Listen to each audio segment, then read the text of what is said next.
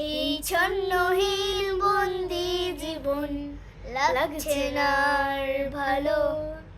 হঠাৎ করে পৃথিবীটা এমন থমকে গেল। আর যে কবে সব ঠিক হবে কেউ জানে না।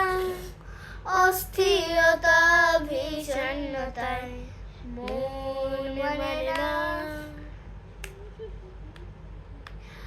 আর কটা দিন পাখি নিরে বন্দি থাকো। পাখি আকাশে উড়ো না গো। আজ বাইরে ভীষণ ঝড়, তাই ঘরে বসে ছবি আঁকো। এই দুঃসময় মুখের ভিতর স্বপ্ন বাঁচিয়ে রাখো।